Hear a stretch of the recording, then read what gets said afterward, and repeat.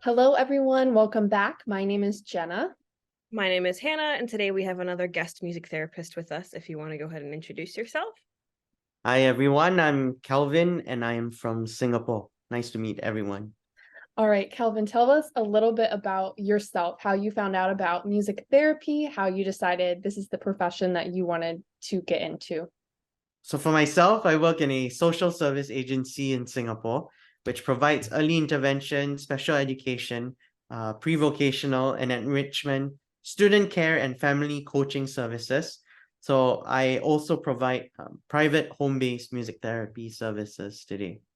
What is it like providing music therapy services in home care? Because that can be very different. Being having provide home-based music therapy services, I think from my approach as well, I really request for at least one caregiver to sit in during the session because I think for me as a music therapist, just seeing the client once a week, be it 45 minutes to an hour, uh, I don't think I really want to share um the strategies to the folks that I work with, be it the caregivers who might be able to use some of the strategies that I'm using for the day to day, right? So it's not what I can just do with my client in that time I see him or her during that slot, but really what else the folks the around the client's community who can support um, in this case the child. I think that is key for me, and so um yeah, so home-based music therapy services for me requires the caregivers being present as well. I got to learn about music therapy when I was 16, so quite many years ago. I knew I had wanted to go to Berkeley as well, Berkeley College of Music. And so when I was 16, I went onto the website, I browsed the various majors that Berkeley offered. And I knew that for me, I knew then that I guess I wanted to do something more with music. And what that meant was I really enjoyed working with people as well. And I was thinking how I could use music, I guess. And so when I came across music therapy, I thought that sounded quite perfect. One thing led to the other. I got a book. I researched more about what music therapy is, and the next minute, I guess I was applying to the major, applying to Berkeley. I'm curious about how you found out about music therapy. Was it something when you were looking online for something, or you were able to observe somebody? Yeah, so firstly it was really the researching on the Berkeley website, the different music majors, right? And there was music therapy was one of them. That was the start. But after that, I got a book. I Googled music therapy in Singapore, and it was really cool because we had a pretty strong music therapy association already, and and there was an email address, and I just reached out to them and contacted them and asked whether there were observation opportunities. And just I believe it was just a couple of days later I got a response, and it was really nice because they shared with me some places which I could reach out to. And so yes, I did do an observation. It was in the neuro rehab, actually, in neuro rehab. And I guess after that observation I was like, yep, that's what I want to do. And that kind of sealed the decision to apply to pursue this profession. So, what really drew you to Berkeley as a school? You kind of mentioned how that was something that you originally knew you wanted to go there, and then you also decided to go there for music therapy. So, what about Berkeley really stood out to you? I think for myself, so yeah, I guess I got to know of Berkeley when I was 14. My mentor was from Berkeley, and he would always talk about Berkeley. And so obviously I Google and check out what Berkeley was about. And I guess why music therapy in Berkeley as well. So at that time, I thought that being able to pursue. So the saxophone is my principal instrument, the alto saxophone, and I enjoy jazz and funk and all, and I thought Berkeley would have been perfect to grow as a musician, but at the same time being able to learn something new, right? And that something new was the music therapy profession, and at that time as well, the curriculum at Berkeley for music therapy was very holistic, and what I really enjoyed was the balance between growing as a musician, but at the same time learning new skills. So that really was the draw for me to go to Berkeley. And yeah, no regrets. When thinking about your time at Berkeley, what did you really enjoy about your college experience? And what is something that if you could go back, you would change or want to see grow? The 3.5 years in Boston, so that's where Berkeley is, Boston, Massachusetts, was pretty fantastic because you meet I mean, it's a huge international environment over there where you have folks from really all over with their own cultures and just so many, you're just exposed to so many different types of music. So that was something that was very exciting because you'd always learn something new, and meeting folks from different cultures as well. That was very fun, I think, for me. But at the same time, being able to try different music, that was pretty exciting, I guess. I really appreciated um the holistic curriculum. For me, I don't think I change anything, to be honest, because throughout the music therapy program as well, we had five main practicums, from early intervention, special education, geriatrics, mental health, and the medical setting. So we spend quite a good amount of time, I guess, a semester or more, in each practicum, and that really gave me the opportunity to try um different clinical settings, and that allows me to also then reflect and think, what might I be interested to pursue later on. And I thought that also allowed me to see how impactful our profession as music therapists, how impactful the work that we're doing really is. I think, yeah, that's a big thing for me. Yeah. So following up your college years, your college experience and going into internship, where were you looking? Where did you decide to go? What stood out about that placement in particular that made you want to start there?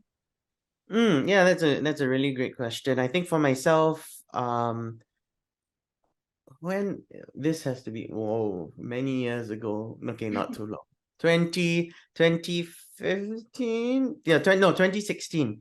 So about 2016, that's where I think I was in my last practicum, and I was thinking that perhaps for my internship, I want to be in the be in special education. And I think at that time as well, so I went to Perkins School for the Blind as for my internship. And Perkins is quite a known organization, not just in the US, but internationally, um, for its services and all. And I said, you know what, I really want to try, going, because I had to do the audition and interview over at Perkins as well. And it was a program from, when I heard from some seniors as well, that they really had a great time, and I thought, I should give it a go as well. And working with students with comorbidities, so these were kids with visual impairment, with autism, with cerebral palsy, so very complex diagnosis. And to learn how at Perkins, then folks were working in a multidisciplinary way really, really well, and how they collaborate with each other. That was something that I knew I wanted to grow in, to be able to work with our OTs, PTs, speechies, psychs, even social workers, and the special education teachers, of course. And so that was something that I knew I wanted to grow in. And so I had the opportunity to also do a full 1 year, so the whole academic year internship, and that was really like no regrets at all, because I got to see the kiddos and for 1 full year, and I got to see from the start to the end, all the IEPs, all the meetings as well, the planning sessions. That really was a great opportunity.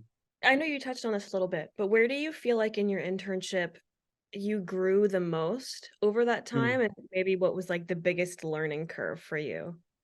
I think from day one it was amazing. But for the biggest learning, I would say definitely halfway through. That was when my supervisor, shout out, Michael Bertolami. He was my clinical supervisor, fantastic guy, who guided me along and saw that, halfway through, that to I was ready to take on sessions. Okay, not halfway through, but a bit earlier, so that I was ready to, take on sessions on my own and interact with the other therapists, the OTs, PTs, and all.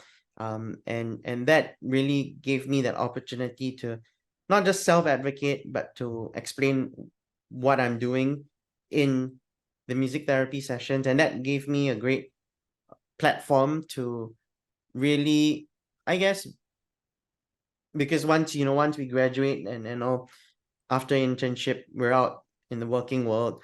That it can be quite scary, and so starting that earlier on really helped. And I think that was the biggest learning curve for me. I think there were definitely moments at the start I may have felt rather flustered, because it can be quite overwhelming. Like, how do you react? And the kids having a meltdown, and then if it's a group session, how do you just manage every piece? And then there's obviously other adults kind of just looking and waiting for your cue. It's like, whoa, what do you do? So that was the greatest learning curve, because after that I would have the opportunity to, digest and walk through during supervision. How might I do what I did differently, perhaps, or what would I want to try later on? So these questions got me to think, and it really wasn't the end of the world, because in the next session I could try, and doing that allowed me to grow to be, I think, a more confident music therapist. And yeah, I really appreciated that. So that's the biggest learning opportunity for me. So now kind of doing another transition towards the Mhm. CBMT exam. What was it like for you preparing for that? What did you find really helpful? What advice would you give to other people who are preparing? And what was it like taking the test? Yeah, it was painful. I won't sugarcoat anything. No, but no, I just want to start off by saying that please don't let the CBMT define your abilities. Think to current students, students who will be taking the test. Um, for myself, I mean, I failed the first time. I'm not shy to say it. I was never really good at those type of tests, right? And I thought what was really helpful, because when I learned that, there are multiple right answers, but it wasn't the answer that question wanted, and then that's wrong. And so I had great faculty as well back at Berkeley who kind of reminded me, not to let it define and just try it again. I got to understand how specifically the question, how we were supposed to answer those questions. And once I understood that, I got it the second time. And so for me, I think tests are tests. Definitely there's that component where we have to do it. It's not the easiest, and it's not the cheapest. To do the test can be financially, it can be tough too. But that is just one hurdle that I think is important to, well, it's needed to cross over. But more importantly, I'm glad that there is a community, be it online or even your faculty, to kind of fall back and check in and to understand how best to answer the questions. I think what I'm saying may sound very vague. I'm sorry for that, but everyone learns differently, right? And so if you're good with having study groups, that may help. For me, that never works because I may just end up talking uh about like what we should eat for dinner after, and also so that's not helpful. For me, yeah, studying alone, that helped. And so to everyone, just find your own learning style and do that, and always check in with your faculty. I think that's what they're there for. Also to just ask and for guidance to do the test, and hopefully have positive outcomes from it. But yeah, don't let the CBMT define your abilities.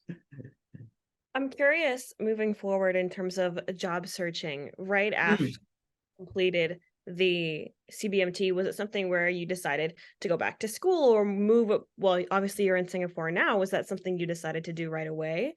And in terms Mm. of jobs, how did that affect what you were looking for?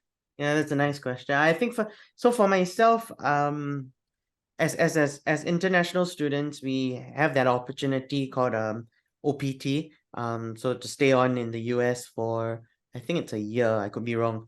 I need to be fact checked on that. But but yeah, we have OPT and we can stay on for a bit. But for myself, the music therapy profession in Singapore has been growing steadily, and we have wonderful seniors and pioneers um who have been back.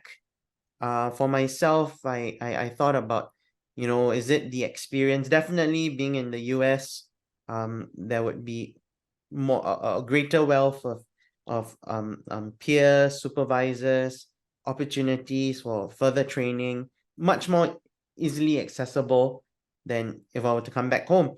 So of course that was a big draw. But I think for myself, knowing that there was supervision available back home, and there's a great demand for music therapists in Singapore. So if anyone's interested, come over to Singapore. It's a beautiful sunny island.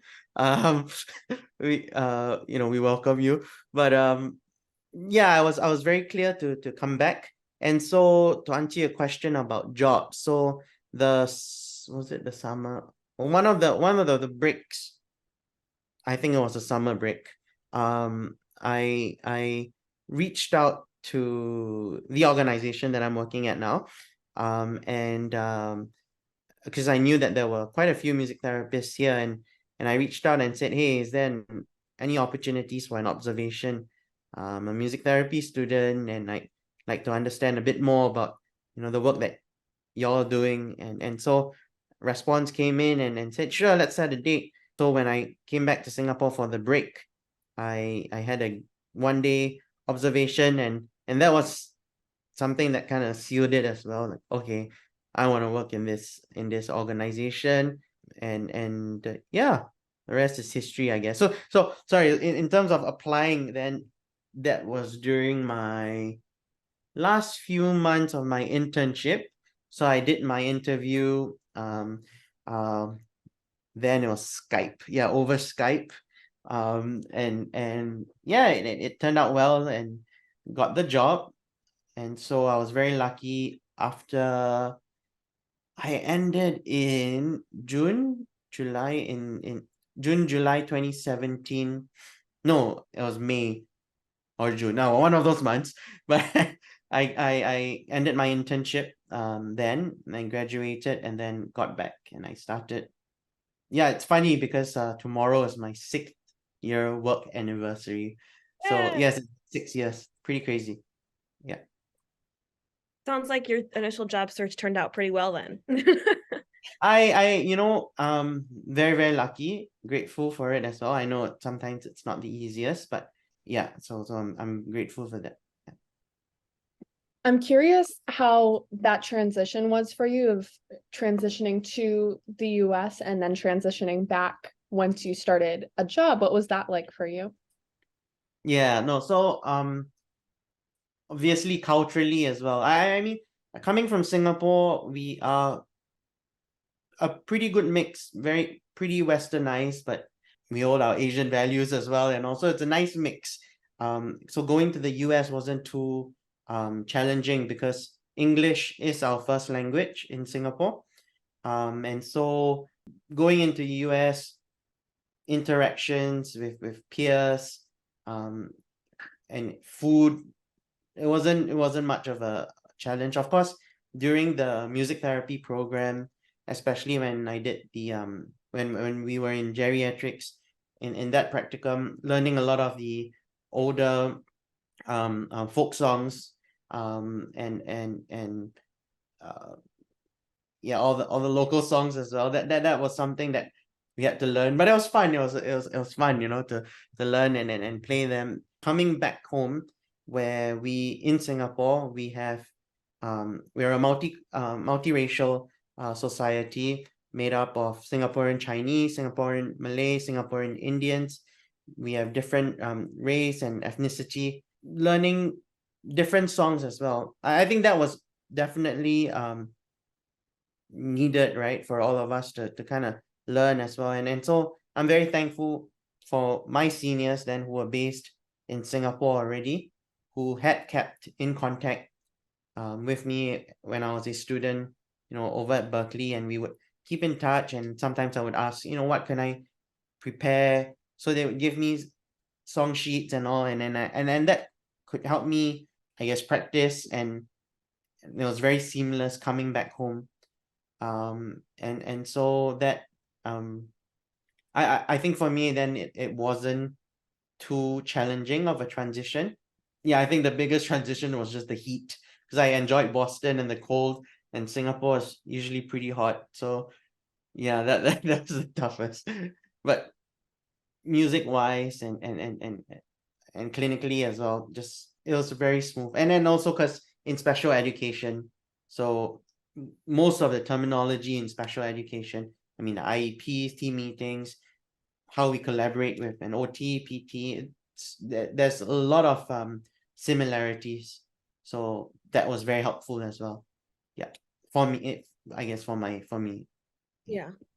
I know you've mentioned some of the similarities. I'm curious if there is notable differences between being a music therapist in Singapore versus being a music therapist in the US, whether that's through like training or credentialing. What is the process like if you're in Singapore and want to become a music therapist? Yeah, well, that's a great one as well. So in Singapore, currently we do not have a local music therapy program. So many of my music therapy colleagues have gone overseas. So this includes US, UK, Europe, Australia, and most recently we have there's some programs in Thailand as well. We would go all over and I guess come back. And I personally I think I see that as a strength, because everyone going to different places, we learn different approaches, we come together. Also, thankfully, everyone sort of emptying their cup to learn from each other, and not having that, oh, I'm from blah blah blah and my approach is the best, and this is my way and it's the best way. We have none of that, and I think no one tolerates that here, because we all want to learn and help each other grow, being in this profession and being in Singapore. So I see that as a strength, and of course we get to learn from each other. I would say that that's the biggest that difference is really just having folks from everywhere, but coming back together, learning from each other. That's our strength as well. Yeah. So how does recertification play into that? Is that something that's very different from how it is here in the US? And what are things that are of interest to you that you like to continue researching or looking into or continuing with your education? Yeah, thanks. So for us, I mean, for me, I'm accredited with CBMT, and I maintain my accreditation. So it was just now just looking at my certificate. So I was recertified. Yeah, I just did my recertification, so that's another 5 years.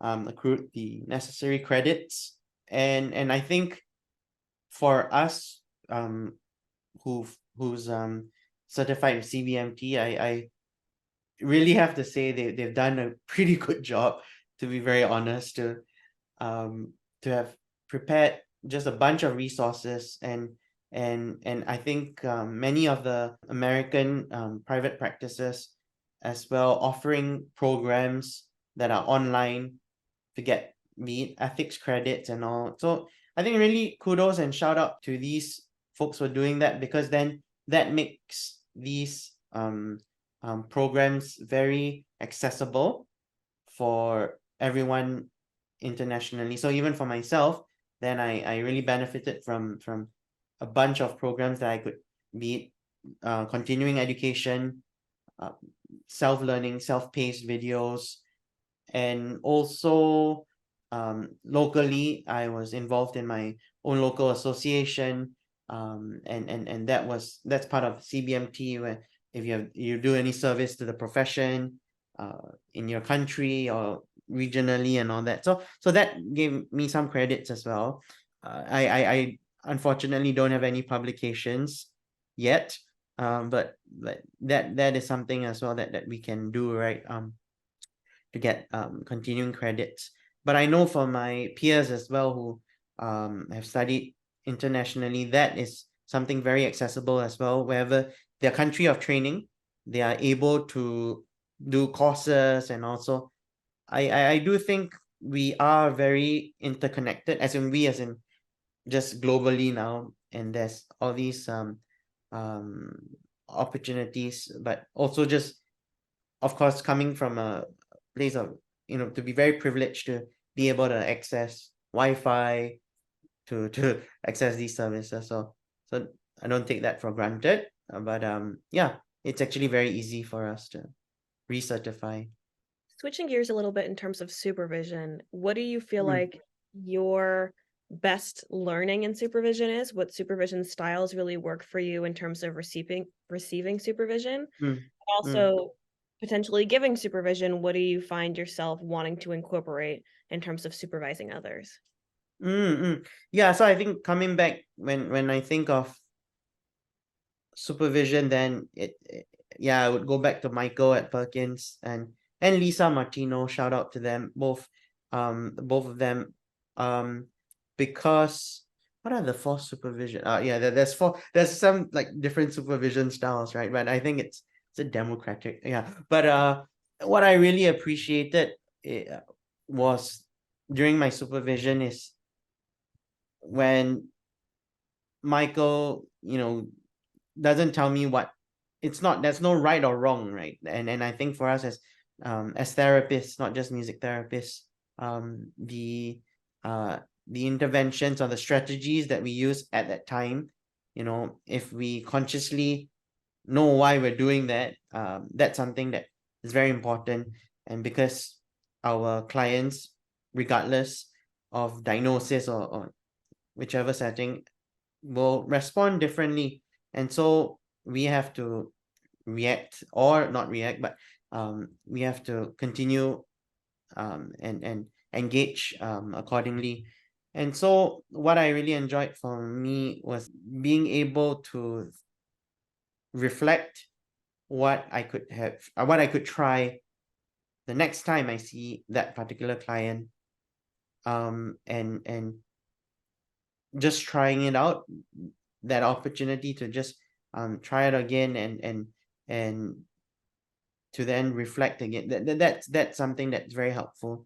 And I think the questions that were posed on me, um that helps to reflect. And I think for us as music therapists, then it's very important to reflect on what we're doing, and not why we're doing it, and very clear on the musical goals that we're trying to achieve as well, or clinical musical goals that we're trying to achieve. Yeah. So definitely, if I had a yeah, I mean, during supervision, that's something that's important to not put anyone down, of course. So speaking about your job experience now, I would love to hear you talk about what it is that you do in your job, where you've grown over the years, as well as you spoke a little bit about being involved in your local music therapy organization and what has your role been there and what has that experience been like? Mm. So there's like multiple questions in that. Uh, let me I could take the last one first. So for me, when I got back in 2017, I had joined. I was very grateful for the local association because when I started as even before as a student member, the folks were very much in touch with me, checking on me on how I'm doing. And I thought, no, definitely when I go back one day, I want to contribute where I can. And so I started off as a general member, kind of revamping the website for the association and all. And a year later, I had the opportunity to lead as president in the Association for Music Therapy Singapore. And that was really nice because, well, it became 2 terms, so that was 4 years. And it was fantastic because we're just growing year on year with folks coming back to Singapore, joining the association, growing in strength, and advocating for the profession, um, really nationally. And so that gave me the opportunity to meet. We were just not too many here in Singapore. Firstly, we're small, but also there's about 30. At that time, it was in the mid 30s. Um, 30 accredited music therapists, and so that was really nice to know everyone personally on a personal level as well, and just see the work that music therapy services now are offered in early intervention, special ed, in healthcare, mental health, hospice. So it's pretty cool. Everyone's kind of everywhere. So that was quite a great time for me. What I've learned over the years, it's really to be adaptive. Well, being adaptive, and this just the continuous learning. So for us, especially as music therapists, um, music therapy literature every other month or every month, there's really so much for us. There's really so much wonderful research taking place, just learning and knowing that perhaps we have to unlearn some of the things we may have learned, not just in school, but from our day to day, with new literature during supervision, perhaps changing the way how we are working, and how we should collaborate with other disciplines as well. Unlearning, relearning, that's something that has been very key for myself. And also during music therapy sessions, knowing that perhaps when you're in the groove and you're following the client's lead, if things don't go as planned, you can really just keep calm and carry on. I think that's something that over the years, then as professionals as well, we get to learn how to kind of adapt and be calm and keep calm and carry on. Yeah, so that, but I think the biggest one would be the continuous learning. And I think that's um a big uh plus. As before, we were all music therapists, we are musicians. I mean, not we were, right? We are musicians, and I think music teaches us to always be learning new material, working with another, listening. um all these skills are really transferable, and I think that's a great um I would say asset, or yeah, a plus point for us as music therapists. Kind of moving forward now, where, Forward. yep, instead of past, we're going forward. Where do you feel like our profession is moving in the future? Where do Hmm. you want to see it grow? Where do you think that it's already growing, and what are some things that you feel like music therapists can do to continue to grow? So for myself, I've not spoken about this as much as I think I should, but I like to kind of propose a continuum of care in music. So I guess it's like a coordinated system of care to guide and support an individual over their lifetime. So from early years to end of life, through a range of accessible music services that will include music education, music performances, and music therapy. So I think there are really lots of clear indicators that how music has on healthcare, quality of life, well-being, and society. So what we should do next is really to strive towards more collaboration amongst music professionals, policymakers, and community leaders by having more coordinated communication to achieve appropriate referrals and support for every individual as part of a continuum of care in music. So I do think we as music therapists are in a good position to kind of lead this. I think arts and healthcare is something that's really growing as well. And for me, I think, yeah, obviously music therapists, we don't own music. And when we work with various individuals, it's really a continuum of care, right? Joining a community choir, a drum circle, eh, or even just participating in jam sessions, and those opportunities allow folks to kind of engage in music and really grow the musicality in them, but also knowing that if there comes a point in time where a music therapist may support or add value in as part of their healthcare treatment or whatsoever, there is that as well, right? So it's really a kind of a spectrum where there are different music services provided. So I think that's where I feel we as music therapists can kind of lead this conversation. I think that was all of our questions. Calvin, do you have anything that you want to add on that we didn't ask you about today? No, do you have any other questions that anything out of your any other questions that I could I don't answer? think I do. Hannah, do you have anything else? I don't think so. Okay. Well, we appreciate you coming here today, especially with the time difference and finding a time to work with us. It's really been great to get to speak with you. Yeah, likewise.